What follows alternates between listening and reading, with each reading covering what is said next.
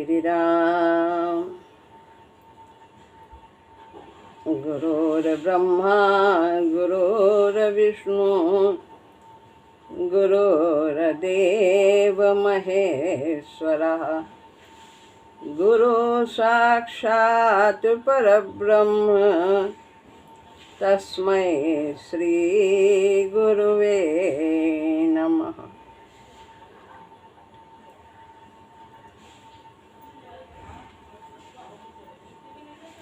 श्रीमद् भगवद गीता अध्याय 2 श्लोक है 15वां। यं हीना व्यथयन्त्येते पुरुषं पुरुषर्षभ सम दुःख सुखं धीरं सोमृतत्वाय कल्पते।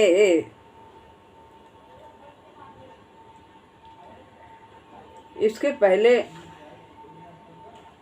14वें श्लोक में भगवान ने अर्जुन से कहा कि तू मात्रा स्पर्श यानी प्रकृति के प्रभाव को सहन कर।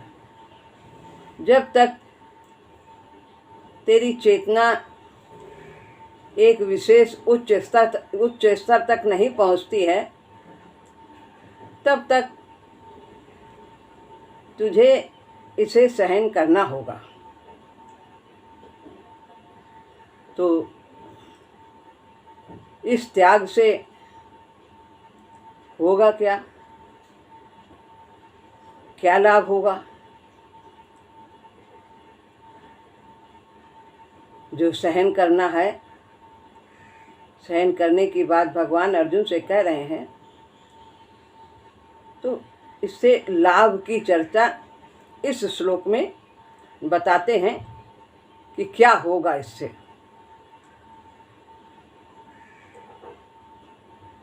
हे पुरुष, हे पुरुषों में श्रेष्ठ, जिस पुरुष को यह मात्रा स्पर्श व्याकुल नहीं करते, यानी 3 बातें बताई थी, संयोग, संपर्क और प्रभाव। ये मात्रा स्पर्श है। पहले संयोग होता है, शरीर धारण करता है, फिर आपस में व्यक्ति, वस्तु, परिस्थिति, घटना आदि का संपर्क होता है, और फिर तीसरी बात, उनका हम पर प्रभाव पड़ता है या हमारा उन पर प्रभाव पड़ता है। तो इससे हम सुखी दुखी होते रहते हैं। तो भगवान कहते हैं इनको सहन करो, सुखी दुखी के स्थान पर समता लाओ। तो जिस पुरुष को यह मात्रा स्पर्श प्रभावित नहीं करते, व्याकुल नहीं करते, जो धैर्य वाला है और दुख तथा सुख में एक सा बना रहता है, सम रहता है, वह अमर भाव के योग्य है। यानी यही लाभ है। अर्जुन सोचते थे कि मरने के बाद यदि युद्ध में वीर गति प्राप्त होती है तो स्वर्ग मिलेगा। तो भगवान कहते हैं न तो स्वर्ग मिलेगा और न ही पृथ्वी मिलेगी, बल्कि अमर होने का भाव, अमरत्व का भाव प्राप्त होगा। उससे भी बड़ी उपलब्धि होगी। यहाँ पर उसकी चर्चा कर रहे हैं। स्वर्ग और पृथ्वी ये तो सब आवागमन वाले हैं। तो यहाँ कह रहे हैं भगवान उससे भी अधिक लाभ होगा, अमृत को प्राप्त होगा। जिस सहनशीलता के लिए भगवान ने पिछले श्लोक में अर्जुन को कहा था कि सहन कर, तान तितिक्षस्व भारत, उसी सहनशीलता की ऊंची स्थिति की चर्चा इस श्लोक में की गई है। प्रकृति के प्रभाव व्यक्ति में हलचल पैदा कर देते हैं, शांत नहीं रह पाता। प्रकृति में अनेक परिवर्तन होते हैं, हमारे जीवन में अनुकूलता आती है, प्रतिकूलता आती है प्रकृति के द्वारा, और वो हमारे अंदर मन में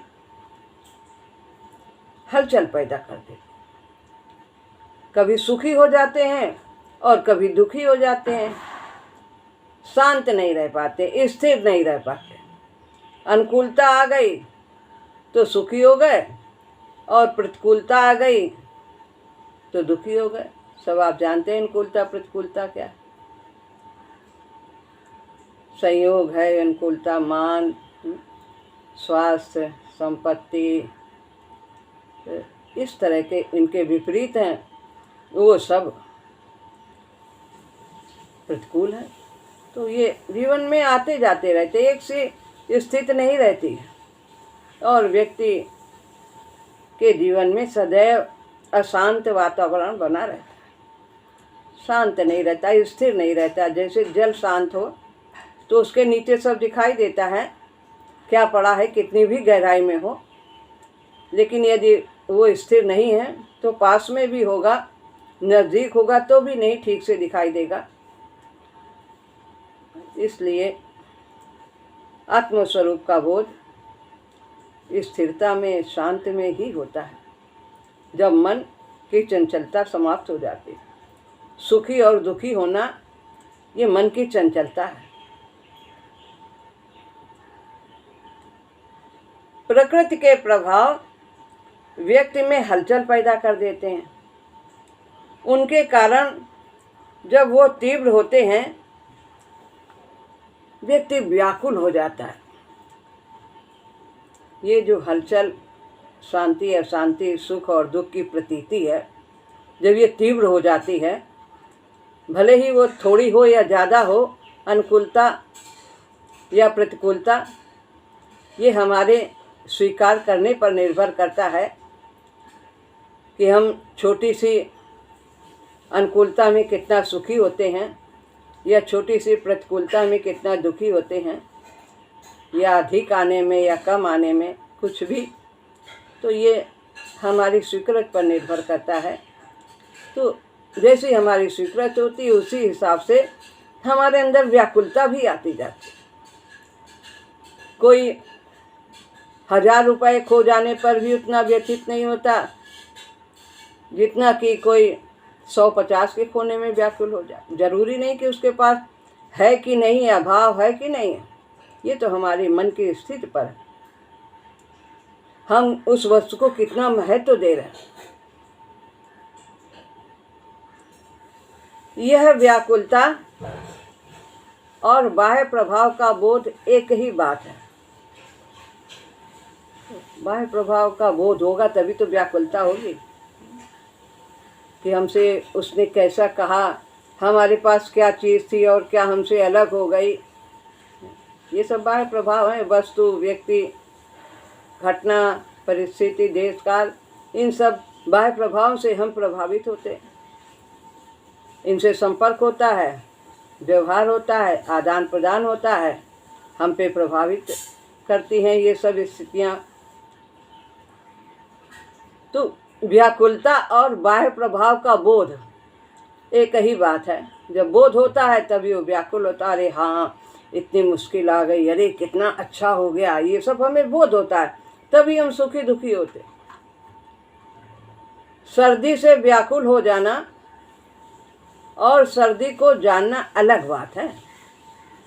मौसम आ गया, सर्दी आ गई, गर्मी आ गई, ठीक है, आ गई, उसमें जैसे हमें रहना है तो रहना चाहिए, अपना बचाव करना चाहिए। हाय अब जाड़ा आ गया, हाय कितनी गर्मी है, बिजली चली गई, क्या हुआ, ये जो हैं बिजली वाले बड़े खराब हैं, इनकी तो बहुत कंप्लेन करनी, ना जाने क्या क्या हम लोग बोलने लगते। जो परिस्थिति है उसीलिए जो कुछ कर सकते हैं उसे करना है। हाय हाय करने से क्या होगा? दोष देना उचित नहीं है। ऋतुएं तो अपने मौसम आएंगी और जाएंगे, इनके लिए आवश्यकता है, इनकी आवश्यकता है प्रकृति में, संसार की संरचना होने में। मौसम बदलेगा तभी तो सब ये सब अन्न तरह तरह के उत्पन्न होते हैं। तो सर्दी से व्याकुल हो जाना और सर्दी को जानना अलग बात है। थर्मामीटर में पारा सर्दी से सिकुड़ जाता है, परंतु वो व्याकुल नहीं होता है। ऐसा नहीं कहा जा सकता। बाह्य परिस्थिति का बोध बुद्धि के द्वारा होता है।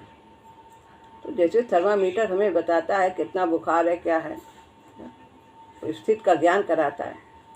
बाह्य परिस्थिति का बोध बुद्धि के द्वारा होता है और सुख दुख की प्रतीति, व्याकुलता अथवा अव्याकुलता ये हृदयगत चेतना का धर्म है। हृदय में हमारे भाव होते हैं। बुद्धि तो हमें ज्ञान करा देती है कि ये क्या है, कैसी स्थिति है, कैसा दूसरे का गुण है, स्वभाव है, ये तो हमें बुद्धि के द्वारा ज्ञान होता है। लेकिन हमारे भाव शुद्ध होने चाहिए, हमारी स्वीकृति सही होनी चाहिए। जैसे हम स्वीकार करते हैं वैसी ही हमारी प्रतिक्रिया भी होती है। परिस्थिति को हम, वस्तु को, घटना को हम किस प्रकार स्वीकार करते हैं, सतोगुणी वृत्ति से कि रजोगुणी की तमोगुणी से। तो जैसी हमारी स्वीकृत होगी वैसी ही हमारी प्रतिक्रिया होगी, वैसा ही हमारा व्यवहार होगा उसके प्रति। दोनों चेतना के अलग अलग भाव हैं। ज्ञान भाव को अंग्रेजी में कॉग्निशन बोध कहते हैं, जानकारी होना, और जो सुख दुख की प्रतीति है वो फीलिंग है हमारी कि हम कैसा महसूस करते हैं, क्या फील करते हैं, परिस्थिति ऐसी आई है सुख की या दुख की। ये दोनों अलग अलग हैं। तो बोध होना ठीक है, लेकिन उससे व्याकुल होना, हलचल होना ये ठीक नहीं।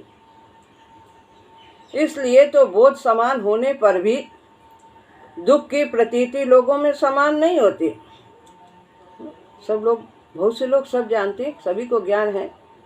किसी के यहाँ कोई दुर्घटना हो जाए, मृत्यु हो जाए या जन्म हो जाए, बहुत सभी को बोध होता है। लेकिन एक उसमें हाय हाय करता है मृत्यु में, और एक सम रहता है। एक सुख में बहुत ज़्यादा खुश हो जाता है, प्रसन्न हो जाता है, मेरे बराबर कोई नहीं, मुझे इतना मिला, और दूसरा उसमें शांत रहता है। धन्यवाद प्रभु, आपका दिया हुआ, इसका सदुपयोग करना। तो बोध होना तो सभी को समान रूप से हो जाता है, लेकिन उससे प्रभावित सभी लोग समान रूप से नहीं होते परिस्थिति से। जैसे जिसकी चेतना का स्तर होता है वैसा ही उसका व्यवहार होता है। आत्मविकास में जैसे जैसे व्यक्ति उन्नत करता है उसकी बोध की योग्यता बढ़ती चली जाती है। जैसे जैसे हम आत्मविकास के लिए पुरुषार्थ करते हैं, कायेन मनसा बुद्धिया केवलैर इंद्रियैरपि, जो है, तो ये जो योगिना कर्म कुर्वन्ति संगम त्यक्त्वा आत्मशुद्धि। योगी लोग आत्मशुद्धि के लिए ही शरीर और मन और बुद्धि, इंद्रियां, इन सब का उपयोग करते हैं, कार्य करते हैं। किस लिए? आसक्ति का त्याग करके आत्मशुद्धि के लिए। तो जो हम कर्तव्य करते हैं, जब हम इस प्रकार से आत्मशुद्धि के लिए कर्म करते हैं तो हमारा बोध बढ़ता चला जाता है, हमारा अध्यात्म विकास होता चला जाता है, समझ बढ़ती चली जाती है, देश तथा काल उसके लिए सिकुड़ते चले जाते हैं, महत्व नहीं रखते। कहीं भी रखो भगवान, किसी भी समय रखो, हर समय में हम आपका भजन करेंगे, चाहे जैसी भी अवस्था हो आपको याद करेंगे। शरीर स्वस्थ है, कम स्वस्थ है, कैसा है, कहीं भी रहें, किसी भी देश में रहें, कोई महत्व नहीं रहता कि जब सतयुग आएगा तभी हम भजन करें। हर काल में प्रभु का भजन हो सकता है। कल युग समयुग आन नहीं, और जो नर कर विश्वास, और गाई राम गुण गण विमल, भवतर बिनहि प्रयास। बिना प्रयास, कलयुग से तो अच्छा कोई युग ही नहीं। सतयुग में कहाँ कहाँ जाना, जंगल जाना, द्वापर में कितना यज्ञ आदि करना, और त्रेता में भी बहुत पूजा आदि का विधान था। तो कलयुग में तो कुछ भी नहीं, बस केवल गाय राम गुण गण विमल, भवतर भी नहीं पिया।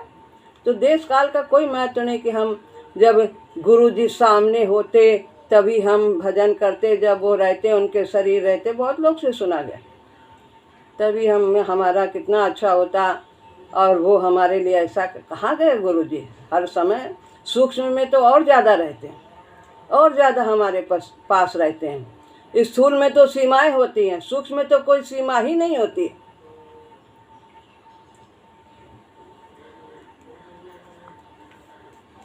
तो उसे भीतर तथा बाहर का भान और परिवर्तनों का भान पहले से कहीं अधिक स्पष्ट होता चला जाता है। वो दूसरे की प्रवृत्तियों को और हृदयगत प्रेरणाओं को भी आगे से कहीं अधिक निश्चयात्मक रूप से जान पाता है। भीतर तथा बाहर का भान, परिवर्तन का भान, पहले कैसे थे हम, कुछ बदलाव हो रहा है। साधना करने में कुछ हमारे विकार कम हो रहे हैं, व्यवहार कैसा हो रहा है, ये सब उसे प्रतीत होता है। और दूसरों की प्रवृत्ति को और हृदयगत प्रेरणाओं को भी समझता है कि वो ऐसा व्यवहार क्यों कर रहा है, वो अभी किस स्तर में है, अभी वो सतोगुणी स्तर में है कि रजोगुणी में है कि तमोगुणी में है। एक दिन हम भी ऐसे ही थे, नीचे से ऊपर हुए, तमोगुण से रजोगुण। अब भगवान जाने कहाँ है, जहाँ भी वो रखे हैं वहीं पर हैं। तो अपने में भी परिवर्तन दिखाई देता है, दूसरे की मजबूरियों को भी वो समझता है कि उसका व्यवहार ऐसा क्यों हो रहा है। परंतु इसके साथ ही साथ विकास का दूसरा अचूक लक्षण यह भी है, पहचान करना है तो उसमें व्याकुलता की संभावना भी कम होती चली जाती है। जो साधक है, जो अध्यात्म विकास के पथ पर अग्रसर हो रहा है, बढ़ रहा है, तो पहले की अपेक्षा वह अनुकूलता में सुखी भी कम होता है और प्रतिकूलता में दुखी भी कम होता है। ये परिवर्तन उसे प्रतीत होता है, वो जान सकता है। यदि हमें मापना है अपने को, तो अपने कुछ समय पहले का हम मिलान कर सकते हैं। महाराज जी कहते हैं, वे घटनाएं जो पहले उसे परेशान कर देती थीं, अब उसके हृदय को उतना परेशान नहीं कर पाते। और कभी वो अवस्था आ जाती है जब परेशान होना उसके लिए उतना असंभव हो जाता है जितना कभी पहले परेशान न होना असंभव था।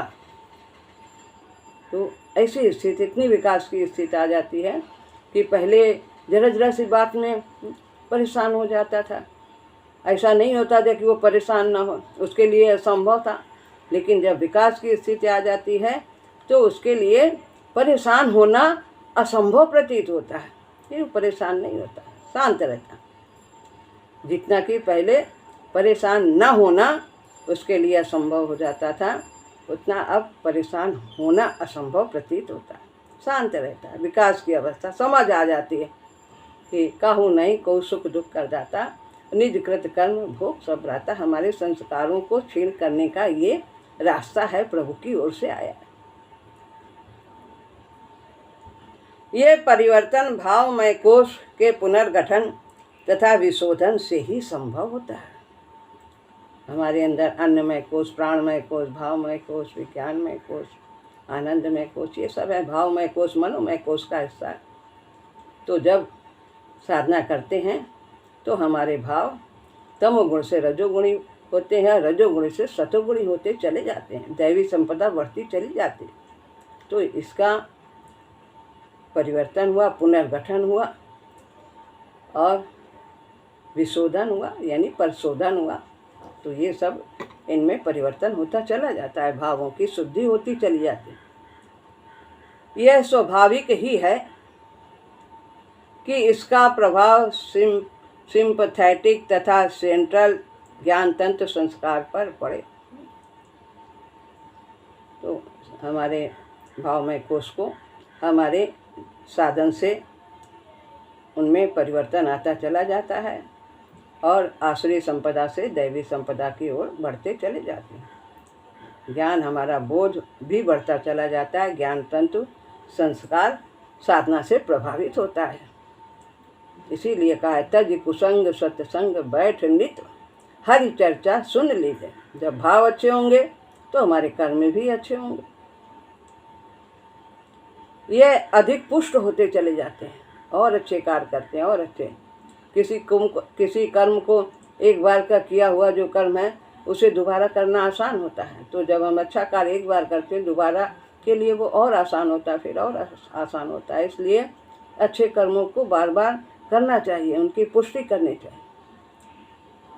वो जानता सभी कुछ है पर चलायमान नहीं होता, विचलित नहीं होता, परिस्थिति का बोध होता है। जितनी समझ इस अवस्था में उस साधक की हो गई होती है, यदि सामान्य व्यक्ति की हो तो वह जी न पाए, दुख की वेदना से उसका हृदय फट जाए। ऐसे ऐसे बड़े बड़े दुख में भी वह विचलित नहीं होता है। अनेक उदाहरण ऐसे देखे गए हैं। पूज्य भैया जी हैं, मथुरा प्रसाद जी, हमारी माँ पद्मा माँ हैं, उनके जीवन के बहुत बड़े बड़े संघर्ष आए, सब देखे गए और वो हंसते हुए उन्होंने सहज भाव से उसे स्वीकार किया। और सामान्य व्यक्ति उसी में हाय एक ही घटना नहीं रहती जीवन में, एक साथ अनेक प्रतिकूलताएं आ जाती हैं, उनमें भी वो शांत रहता है। सामान्य व्यक्ति कहते हैं उसमें उसका हृदय फट जाए इतना जो है वो विचलित हो सकता है, लेकिन ऐसे जो धैर्यवान हैं वो विचलित नहीं होते। ज्ञान तथा भाव क्षेत्र में यह विकास साथ साथ चलना आवश्यक है। तो ज्ञान जैसे जैसे बढ़ता चला जाता है, सत्संग आदि के द्वारा, सत्शास्त्रों के अध्ययन के द्वारा हमारे भाव भी बदलते चले जाते हैं, वे भी विकसित होते चले जाते हैं। इसका अर्थ कदापि ये नहीं है कि व्यक्ति पत्थर सा हो जाए। बोध है सब कुछ, लेकिन स्टोन हार्ट नहीं होता। परिस्थिति का बोध है, मन द्रवित होगा लेकिन व्याकुल नहीं होगा। दूसरे के दुख में भी और अपने दुख में भी वो समझता है, लेकिन हाय अब क्या होगा, मेरा क्या होगा, ये नहीं होता। एक सहारा, एक बार उसको उसी का सहारा रहता है। बोले कहता अब मैं तो अनाथ हो गया, मेरा क्या, ऐसा कुछ नहीं। सबके नाथ वही। ज्ञान के साधकों को इंद्रियों को मंद करने से जो समता आती है उसकी ओर यहाँ इशारा नहीं है।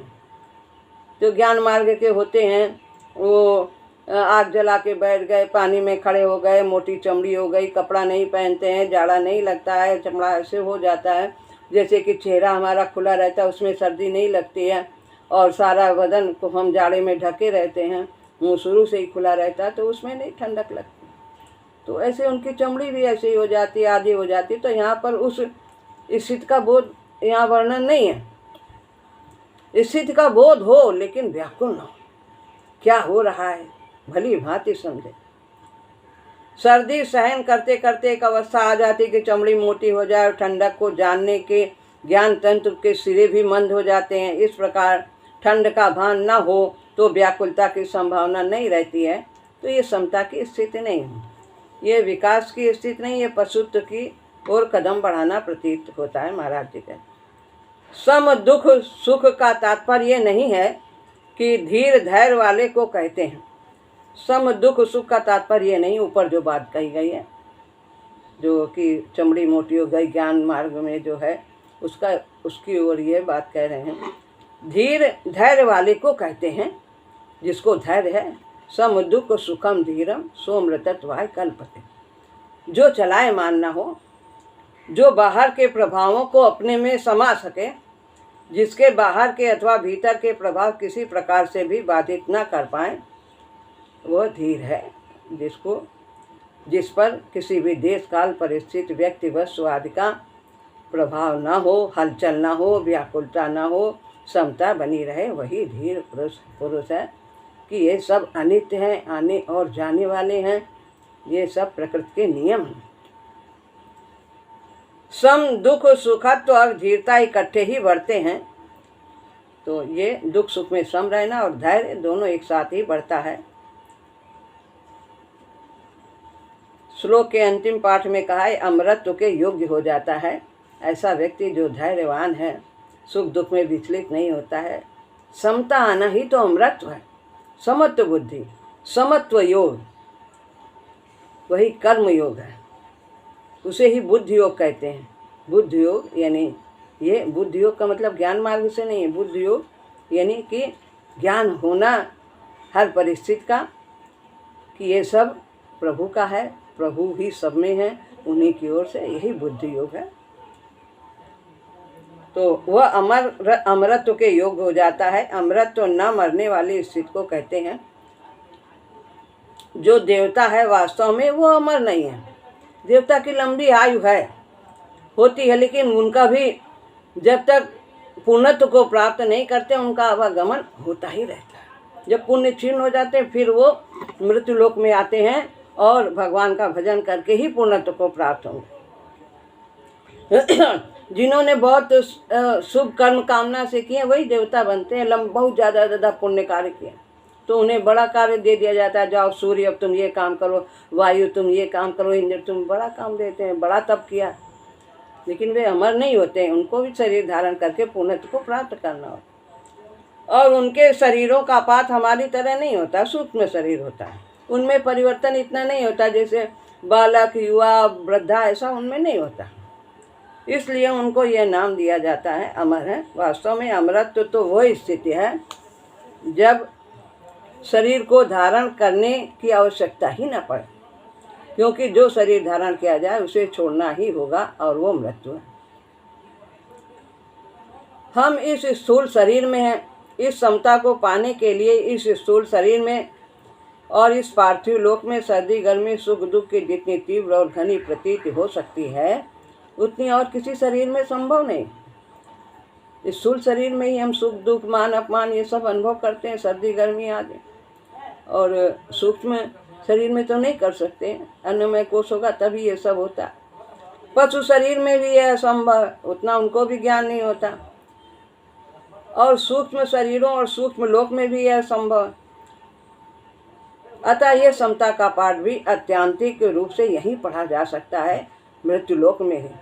समता का पाठ पढ़ने के लिए जब तक समता नहीं आएगी यहाँ आना ही होगा, विद्यालय जाना होगा। जब तक हम पूर्ण रूप से ज्ञानवान नहीं हो जाते हैं तो हमें विद्यालय पढ़ने जाना ही होगा, नहीं तो हम अधकचरे रह जाएंगे। ठीक से यदि पूरा पाठ नहीं पढ़ेंगे, बीच में ही छोड़ दिया, तो फिर हम शिक्षक के रूप में नहीं बन सकते, आ सकते। बाह्य प्रभावों की उपयोगिता इस पाठ को पढ़ने में निहित है। जितना जितना हम समता का पाठ पढ़ते चले जाएंगे, विभिन्न परिस्थितियों में सम रहने की योग्यता हमारे अंदर आती जाएगी। अनुकूलता और प्रतिकूलता में उतना ही हमारे लिए उनकी उपयोगिता समाप्त होती चली जाएगी। उन प्रभावों की, उन स्थितियों की फिर उनकी ज़रूरत नहीं रहेगी और वो बिना गुड बाई के ही चले जाएंगे। जो व्यक्ति उन प्रभावों को भली भांति से जानता तो है परंतु उनसे नितांत अप्रभावित रह सकता है, उसके लिए बाह्य परिवर्तनों की उपयोगिता समाप्त हो गई। उसको अनुकूलता प्रतिकूलता जिसको प्रभावित नहीं करते, उनके लिए विभिन्न सुखदायी और दुखदायी परिस्थितियों की उपयोगिता नहीं रह जाती। अतः उनके विकास के लिए वे आवश्यक नहीं। इसका तात्पर्य यह है कि उसे फिर इस पार्थिव लोक में परिवर्तनशील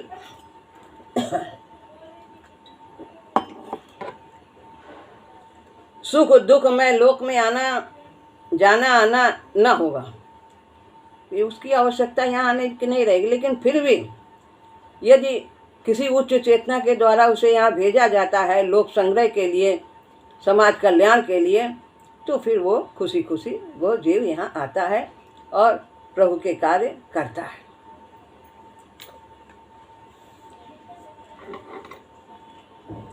तो यहाँ पर जो कुछ कहा गया है, तो यहाँ भगवान अर्जुन को आत्मा अनात्मा का रहस्य समझाना चाहते हैं, और इसको बिना समझे आगे अर्जुन के समझ में नहीं आएगा। तो आत्मा अमर है, देह मरण धर्मा, मनुष्य आत्मा है, देह नहीं है, वो अमर है, मृत्यु वास्तव में शरीर का क्षीण हो जाना है, यही बातें, ये सब आत्मा अनात्मा की मौलिक बातें हैं। इसके लिए भगवान आगे कुछ श्लोक में इसका वर्णन करते हैं, फिर आगे कर्मयोग की बातें बताते हैं। तो हमारे जीवन में ज्ञान बहुत महत्व रखता है। जिस तरह से हम जीवन को देखते हैं उसी पर निर्भर करता है कि हम जीवन का उपयोग कैसे करेंगे, किधर को चलेंगे, सुखी करेंगे अथवा दुखी करेंगे। यदि जीवन हमने उपलब्धियों के लिए समझ लिया है कि ये इसीलिए मिला, खाओ पियो मौज करो, तो हम सदा दुखी रहेंगे, सदा असंतुष्ट रहेंगे। और यदि जीवन का उद्देश्य समझ लिया है, भगवान की प्राप्ति करना है, ये बहुत ही बहुमूल्य जीवन है, तो हम इससे बहुत कुछ दोहन कर लेंगे और हम अपना कल्याण कर लेंगे। तो हमारा क्या दृष्टिकोण है जीवन के प्रति, इस पर निर्भर करता है कि हम जीवन को कैसे जिएंगे। आत्मा अमर है, देह मरण धर्मा, ये सब रट लेने से काम नहीं चलेगा जब तक ये हमारे अंदर बैठ नहीं जाएगा। नहीं तो फिर जब मृत्यु आएगी तो फिर देखा सब लोग रट रटा के बैठ जाते हैं, लेकिन मृत्यु के समय सब व्याकुल होते हैं, बहुत व्याकुल होते, देखे जाते हाय हाय करते रहते हैं। तो क्या हम जानते हैं, विश्वास करते हैं कि आत्मा अमर है, ये देह अमर है? यदि मानते हैं तो हम देह को, उस देह से संबंध रखने वाले सुख को, विषय भोग को, देह के सुख और दुख को इतना महत्व क्यों देते हैं कि ये कर लें तो बहुत ज़्यादा आराम हो जाएगा, बहुत ये साधन जुटा लें इससे होगा, जवान को बहुत सुख मिल जाए, क्यों इतना महत्व देते हैं? क्यों हम जीवन के स्थिर तत्वों का, धर्म का भी अपघात करते हैं? सुख के लिए हम किस स्वार्थ के लिए किसी का भी बलि दे देते हैं, किसी की भी हत्या कर देते हैं, किसी को नुकसान पहुंचा देते हैं। दैहिक सुख भोग पर क्यों आत्म कल्याण की बलि दे देते हैं? इसका कारण यही है कि यह ज्ञान तोते का सा है, इसके साथ समझ नहीं है। हम इसे खाली जानते हैं, मानते नहीं। आचरण दूसरी तरह का करते हैं या आचरण को महत्व ही नहीं देते। वास्तव में ज्ञान तो उसी को कहा जाता है जो जीवन को प्रभावित करे। जो हमने जाना है शास्त्रों के माध्यम से, सत्संग के माध्यम से, वो हमारे जीवन में उतरना चाहिए। हम विभिन्न परिस्थितियों में आने पर हम सम रह सकें। हम ज्ञान वही है जो हमारे जीवन को प्रभावित करे। हिंदू समाज में गीता को बहुत आदर दिया जाता है, आत्मा की अमरता के बारे में भी कहा जाता है, परंतु यदि कोई शरीर छोड़ जाता है तो इतना शोक किया जाता है कि सारा गीता का ज्ञान बह जाता है। उस समय जीवन के हर पहलू को रखकर सोचना चाहिए कि अमरता कैसे इस पर लागू होती है, उसी प्रकार जीवन को बदलना चाहिए। आत्मा अमर है, हम शरीर को अमरता पे ले आते हैं, गलती तो यही करते हैं। अमर है, हम अमर हैं, हम अमर का मतलब हमारी आत्मा अमर है, शरीर तो नाशवान है। लेकिन इसको जब शरीर पर आरोपित कर देते तो वहीं पर हमारा रोना धोना आरंभ हो जाता है। तो वास्तव में हम जो हैं वो आत्मा है और हम अमर हैं, ये हमें बोध अंदर तक हो जाना चाहिए। श्री राम।